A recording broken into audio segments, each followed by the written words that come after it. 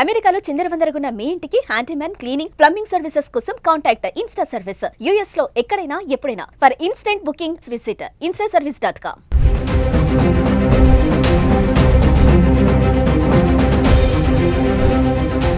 నమస్తే, welcome back to Suman TV. ప్రస్తుతం మనతో పాటు ఉన్నారు consumers affairs committee chairman Mandari Krishna Reddy గారు. నమస్తే సార్. నమస్తే అమ్మా. సార్, మన అమెరికా వదిలి మన ఇండియన్స్ చాలా మంది బ్యాక్ వచ్చేస్తున్నారు. మామూలుగా అమెరికా అంటే మనం ఒక వీడియోలో మాట్లాడుకున్నాం, చాలా మంది అక్కడ ఏదో ఒక పని చేసి బతికేద్దామని వెళ్ళిన వాళ్ళు చాలా మంది ఉంటారు. కానీ ఇప్పుడు ఏంటంటే అక్కడ ఉండలేక వచ్చేస్తున్నారు మన వాళ్ళందరూ కూడా. ఇదంతా కూడా ట్రంప్ ఎఫెక్టే అనుకోవచ్చా, ఇంకేమైనా కారణాలు ఉంటాయంటారా? 100% ముందు ట్రంప్ ఎఫెక్ట్ ఎక్కువ భాగం, కొంత భాగం ఏంటంటే ఏ ఎఫెక్ట్ కూడా కొంత ఉందని చెప్పుకోవచ్చు. కానీ ఇప్పుడు మాత్రం ఎక్కువగా ట్రంప్ ఎఫెక్ట్ ఎక్కువ కనపడుతుంది. ట్రంప్ చేసిన పని ఏమిటంటే, అసలు గ్రీన్ కార్డు హోల్డర్స్ను కూడా నువ్వు అమెరికన్ సిటిజన్ కావు, నిన్ను ఎప్పుడంటే అప్పుడు పంపించడానికి మాకు హక్కు ఉంది, ఏ చిన్న తప్పు జరిగినా ఏ చిన్న పొరపాటు జరిగినా నిన్ను వెంటనే వీసా క్యాన్సిల్ చేసి పంపిస్తామని చెప్పి బెదిరించడం అనేది ఒక పెద్దగా చెప్పింది. రెండవది, ఎక్కడైతే ఉద్యోగస్తులు ఇంతకుముందు మనకు అక్కడ మన వాళ్ళు జాబ్స్ చేస్తున్నారు, ఈ జాబ్స్ చేసేటువంటి వాళ్ళలో ఎక్కువ మంది ఏంటంటే ఏ పెట్రోల్ బంకులలో లేకపోయినట్టు వాళ్ళు హోటల్స్లోనో లేకపోతే డెలివరీ బాయ్స్ లాగానో ఇట్లా పనిచేసే వాళ్ళు ఎక్కువ ఉన్నారు. వ్యవసాయ కేంద్రాల్లో పనిచేసే వాళ్ళు చాలా ఎక్కువ మంది ఉన్నారు. వీళ్ళు గతంలో ఏం చేసేవాళ్ళు అంటే ఎక్కువ గంటలు పనిచేసేవాళ్ళు. వీళ్ళకి అన్ని గంటలు పనిచేయడానికి రైట్ లేదు. అక్కడ అమెరికన్ చట్టాల ప్రకారంగా లిమిటెడ్ అవర్స్ మాత్రమే పనిచేయాలి అనేది ఉంది. వాళ్ళకి జీతం కూడా ఎక్కువ ఇస్తున్నట్టుగా చూపించాల్సిన అవసరం ఉంది. మరి అమెరికన్స్ని పెట్టుకుంటే చాలా ఎక్కువ జీతం ఇవ్వాల్సిన పరిస్థితి ఏర్పడుతుంది. కాబట్టి ఇండియన్ ఆపరేషన్లు పెట్టి వాళ్ళు ఒక రకంగా తక్కువ ఖర్చుతో నడిపించేందుకు ప్రయత్నం చేస్తూ ఉన్నారు వాళ్ళ వ్యాపారాన్ని. ఇప్పుడు ట్రంప్ తీసుకొచ్చిన చట్టాలన్నీ కూడా చాలా స్ట్రిక్ట్గా ఉండడం వల్ల అలాంటి వాళ్ళని అకామిడేట్ కష్టంగా ఉంది. కాబట్టి అలాంటి వాళ్ళని వెళ్ళిపోవాలని చెప్పి పంపించాల్సిన పరిస్థితి ఏర్పడుతుంది. చాలామందిని వీసాలు ఎక్స్టెండ్ చేసుకుంటూ అక్కడ ఉన్న వాళ్ళు చాలామంది ఉన్నారు. అంటే వీసా లేదు వాళ్ళకి, వాస్తవంగా 6 నెలలకు గడువుకి వెళ్ళారు, కానీ అక్కడ స్థిరపడిపోయారు. అంటే వాళ్ళందరూ కూడా ఒక రకంగా ఇల్లీగల్ ఇమిగ్రేట్స్ కింద లెక్క వాళ్ళు.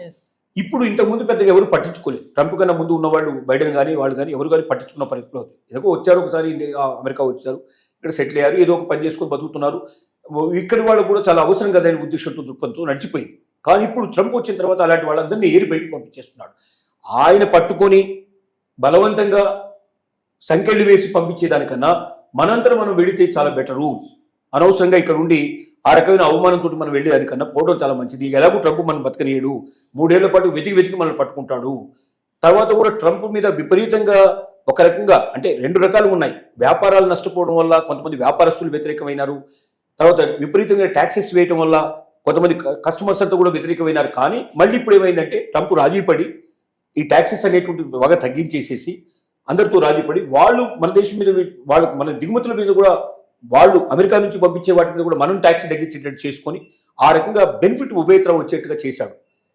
మొదట బాగా ఇబ్బంది పడ్డటువంటి అమెరికన్స్ కూడా ఇప్పుడు ఏం గ్రహించారంటే మన అమెరికాకు చాలా మేలు జరిగింది, మన ట్యాక్సెస్ కూడా ఇతర దేశాల్లో మన వస్తువులు ఎక్కువ అమ్ముకునే పాసిబిలిటీ ఏర్పడుతుంది, కాబట్టి మనం ఇండస్ట్రీస్ బాగా డెవలప్ చేసుకోవచ్చు, ఎంటర్ప్రెన్యూర్షిప్ డెవలప్ చేసుకోవచ్చు అనే ఉద్దేశం కూడా ఉన్నారు.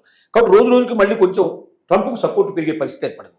ఈ పరిస్థితుల్లో, ఈ సిచ్యువేషన్స్లో ఇక ట్రంప్ మనల్ని ఎలాగూ ఇక్కడ ఉండనివ్వడు, కాబట్టి మనం జాగ్రత్త పడి ముందే వెళ్ళడం మంచిది. ఎలాగో ఉద్యోగం చేసుకోలేకపోతున్నాం, ఉపాధి చేసుకోకపోతున్నాం, కోల్పోతున్నాం మనం అనేటువంటి ఉద్దేశంతో ఎవరైతే ఇల్లీగల్ ఇమిగ్రేట్స్ ఉన్నారో వాళ్ళందరూ వెంటనే వెనక్కి వచ్చే ప్రయత్నాలు చేస్తున్నారు. ఈవెన్ ఏ ఎఫెక్ట్ కూడా ఉండడం వల్ల ట్రంప్ కాకుండా ఆర్టిఫిషియల్ ఇంటెలిజెన్స్ కూడా కొంత పని చేస్తుంది.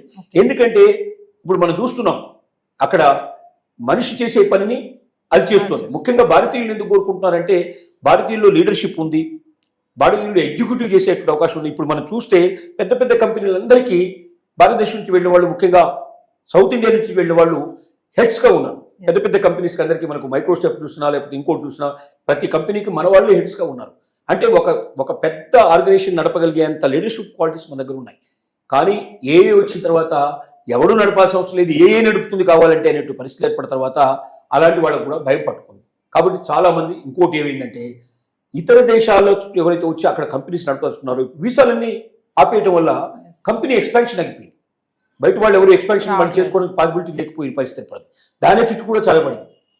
దాని ఎఫెక్ట్ పడటం వల్ల కూడా అక్కడ ఉన్నటువంటి కంపెనీలు రన్ చేయాలంటే కొత్త వాళ్ళని పంపిస్తే కానీ అది ఇంకా బాగా ఎక్స్పాండ్ చేసే అవకాశం ఉంది. ఉన్న ఎక్స్పాన్షన్ సరిపోవడం లేదు. అలాంటి పరిస్థితులు ఏంటంటే కొంతమందిని విత్డ్రా చేసేసి ఇండియాకు పిలిపించేటువంటి ప్రయత్నం కూడా కొంత టెంపుల్ చేస్తున్నాయి. ఇలాంటి అన్ని రకాలైనటువంటి ఒత్తిళ్ల వల్ల అక్కడ ఉండడం కన్నా భారతదేశానికి వెళ్ళి ఇప్పటి నుంచి అక్కడ ఏదైనా మనకు ఎంటర్ప్రీనర్షిప్ స్టార్ట్ చేసి మనం ఒక కంపెనీ స్టార్ట్ చేసి ఎంతో కొంత మనం పురోగతి సాధిస్తే వాడు మనల్ని మెడబట్టి బయటికి పంపించేదానికన్నా మనమే పోవడం మంచిదనేటువంటి దృక్పథంతో ఎక్కువ మంది ఖాళీ చేసి ఇండియాకు రావడానికి ప్రారంభించారు. చాలా వందలు కాదు వేల సంఖ్యలో వస్తున్నట్టుగా వార్తలు వస్తున్నాయి.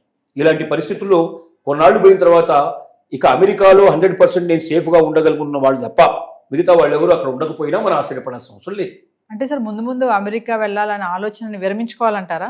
ఈ 3 సంవత్సరాల పాటు ట్రంప్ ఉన్నంత కాలం, ట్రంప్ ఉన్నంత వరకు. తర్వాత ట్రంప్ రాకపోతే లేదా ట్రంప్ లాంటి వాడే రాకపోతే మనం ఏదైనా చేయగలుగుతాం.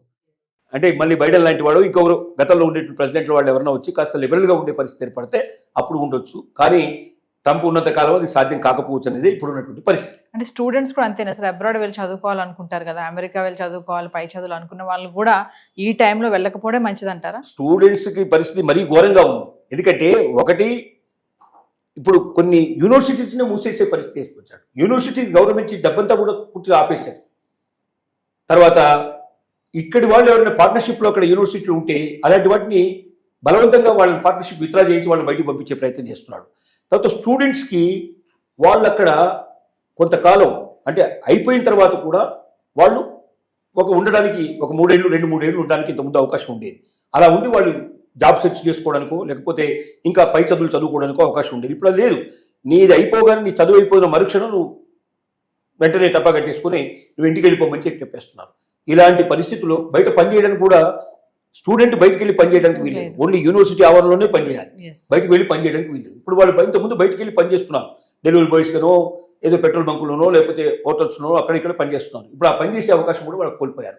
అంటే ఇంటి దగ్గర నుంచి తెచ్చుకొని ఇక్కడ తింటే తప్ప బతకలేని పరిస్థితి. చాలా మంది ఏంటంటే మనకు ఎంత ఖర్చు కావాలో ఎంత అక్కడికి రావడానికి కావాల్సినటువంటి దాంతో వరకు మనం ఏదో దీంట్లో తీసుకొని బ్యాంకులోనో అదో తీసుకొని మిడిల్ క్లాస్ వాళ్ళంతా అక్కడికి చేరారు. అంటే అక్కడే సంపాదించుకొని మేము బతుకుతాం, అక్కడే చదువుకుంటాం, గొప్పవాళ్ళు అవుతామని ఆశపడ్డారు. ఇప్పుడు ఇండియా నుంచి డబ్బు వస్తే తప్ప బతకలేని పరిస్థితి ఏర్పడేసరికల్లా ఇండియా నుంచి పంపించగలిగే ఫ్యామిలీస్ కూడా చాలా తక్కువ ఉన్నాయి. అంటే ఇండియా నుంచి ఎప్పుడైతే పంపించలేకపోతున్నారో అక్కడ ఉండడానికి అవకాశం లేక కొంతమంది వెనక్కి వస్తున్నారు. స్టూడెంట్స్ అలాగే వస్తున్నారు. ఇంకా భవిష్యత్తులో స్టూడెంట్స్ కూడా పెరిగే అవకాశం లేదు. వేరే దేశాలకు వెళ్ళడానికి చాలా మంది ప్రయత్నాలు మొదలుపెట్టారు.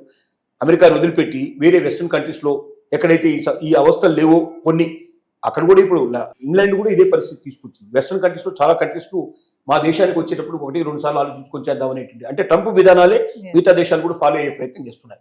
కాబట్టి అన్నిటికన్నా బెస్ట్ ఏంటంటే మన మాతృదేశం, మన దేశంలోనే మనం అవకాశాలు వెతుక్కోవచ్చు. దమ్మున్న వాడికి, శక్తి ఉన్న వాడికి ఈ దేశం వదిలిపెట్టాల్సిన అవసరం లేదు. మన శక్తి సామర్థ్యాలు ఇక్కడే చూపించుకొని ఇక్కడే ఎదుగుదాం అనేటువంటి నిర్ణయానికి ఎక్కువ మంది రావడానికి అవకాశాలు పరిస్థితులు ఏర్పడుతున్నాయి. Thank you.